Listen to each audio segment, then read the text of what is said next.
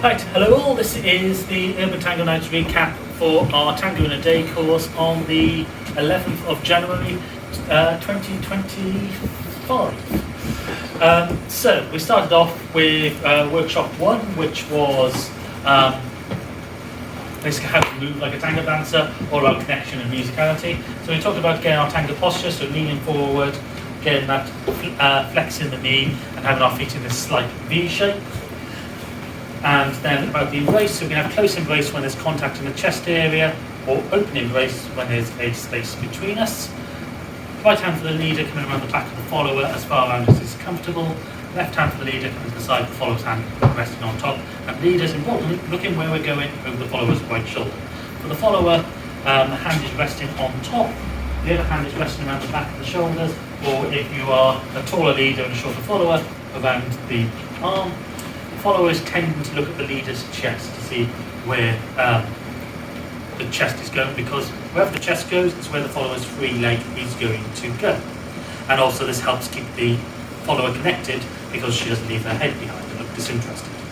So we start off with dancing, so we're rocking the weight from side to side. So this defines the follower's free leg. So in this case, Alison's right leg is her free leg. So wherever my chest goes is where that follower's free leg is going to go. So my chest goes forward, her leg goes back, which allows me to step into that space. Notice she is opening up from the hip and pushing back on the inside wall to get the projection, and also sinking into the standing leg to get this walk. And again, maintaining that forward posture, which means that I will never knock knees or step on them. So then from our walk, we can take smaller steps by putting less impulse through the chest. We can take bigger steps, in which case we might have to sink into the knees. We can take slower steps as well, or we can take quicker steps, but be careful because it might bring you onto the person in front of you quicker than you would expect. We can also do rock steps where we transfer the weight forward and rock it back, with the follower being lazy with the trailing leg, so that leg is there for her to rock onto. We've also got side steps. Again, these can be big or small, quick or slow, and from here we can walk out in a normal walk, or if I twist my chest to the right, I've got space to walk outside my follower, and allows me to go into the outside system of walking, and then we can come back in line while either walking forward to the left foot and continuing the walk, or stepping to the side and coming to a resolution before walking out.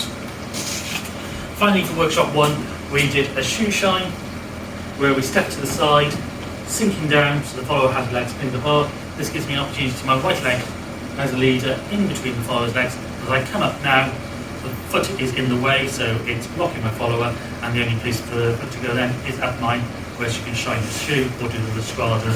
And withdraw the foot, step out to the right, and then walk out. In workshop 2, we looked at forward ochos. So from our side step to the left, if I twist my chest to the left, the follower is going to bring her left leg through because she hasn't changed weight. She's going to arch her foot towards the leader, keep the chest twisted towards the leader, and brings the torsion down her back. So when she steps onto this foot and brings the feet together, she will pivot. I can then show her to go with my right.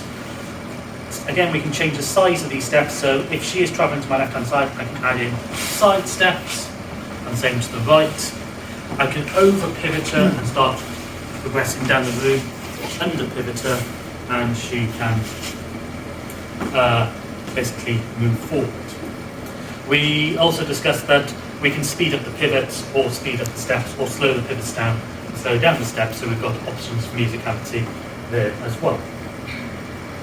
Also in this workshop, we looked at leaders being able, instead of stepping purely to the right, what we can do is move my foot forward, move it to the right, and block the follower, and she ends up in the Prada, which then gives her time to do decorations such as shoe shines or piquets, and then stepping over in the passada, and if we move the weight forward, she can do a forward belay. We can pivot her out and walk through. We also discussed in this workshop the follower taking control by adding some weight by sinking down slightly, which allows her to do decorations such as piquets, back crosses, pivots, forward crosses, taps, and all this sort of stuff.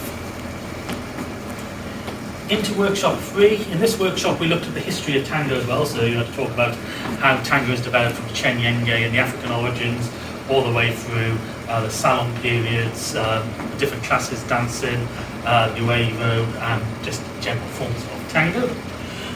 But in this workshop we looked at back ochos, so from our forward ocho, coming to a pause at any point, and then pivoting the follower backwards and reversing the motion, and how we can use this to go into the cross system of walking by choosing as a leader whether I step outside her or in line, so we can use the cross system of walking. We also in this workshop added in a Sacada as followed as a back step around the leader and putting the right leg inside, getting this block up. This led into workshop 4, where we took this motion, twisting the chest to the left, then back to the right, offering the leg through a gancho. So we talked about the flying, making contact, the leader going up onto the ball of the foot, and the follower leg trying to follow my chest motion, so only hooking at the last moment. There's no fishing and her kicking. From here I can twist my chest to the left to walk out. In this workshop as well we covered from our back ocho, going into the cross system of walking. As I step into my follower's space left by her right foot, if I arch my foot to the right, it displaces my follower's left leg, and that sends it around in an arc, which I can use to get into a back ocho. And the bonus part of this is if I displace my follower's leg into that back ocho, then reverse motion is to take her into a forward ocho. She ends up coming back into contact. This is a bit like a shoeshine, except her thigh is in contact with mine, which means if I come up, we get a leg wrap, or coming back out again. So thank you to everybody who attended, and I hope you found that video useful.